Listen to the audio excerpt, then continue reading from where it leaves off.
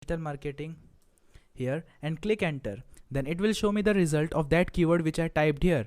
So these are the results of the keyword which I typed here. So this is the work of a search engine. So search engine can be of various types like Google, Yahoo, Bing, etc. So now let's talk about portals. So portals are generally of two type. The first one is internal portal and the second one is external portal. I think that the class is getting a bit boring, but please don't worry, you must learn from basic things. So that's why I am starting from the these basic things.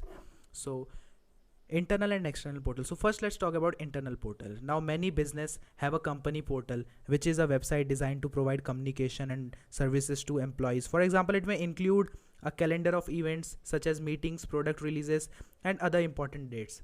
Let's take an example. I love giving examples because students understand more by examples. Because when I used to learn, so I always learned from examples. I always said, why teacher, I didn't understand what you told, so I want you to give me examples.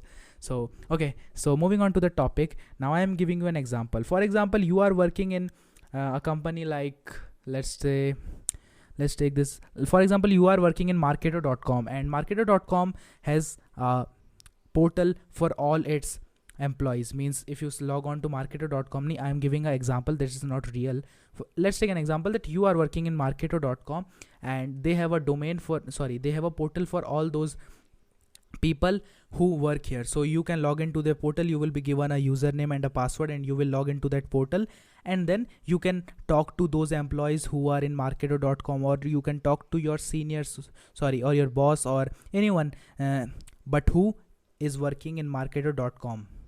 So that is known as an internal portal, so that you can discuss with them all those problems which you are facing and related, and you can ask them related things or related queries about the job or about the company. So now let's talk about external portal. So an external portal is a website designed to be a starting point on the web. It consolidates links to different subjects and related articles so that it simplifies the web browsing process.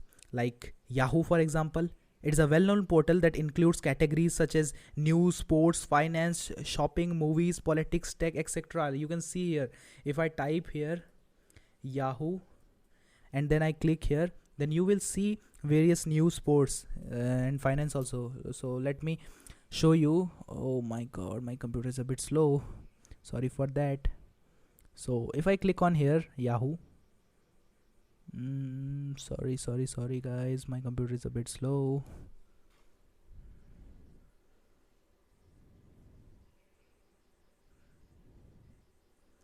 Oh no, it is taking time to load. Okay, so see, you can see here cricket, news, finance, lifestyle, movies, celebrity, travel, more, and in the more section there are many other things. So this is what we call a external portal. And internal portal may be your company or where you work.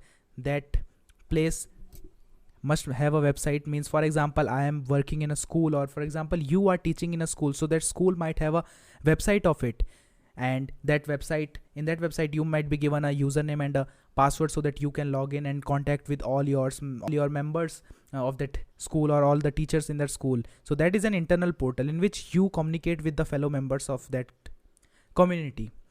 So that's all for today, and meet you in the next video, in which we will discuss about what is SEO and why do you need it. Thank you guys.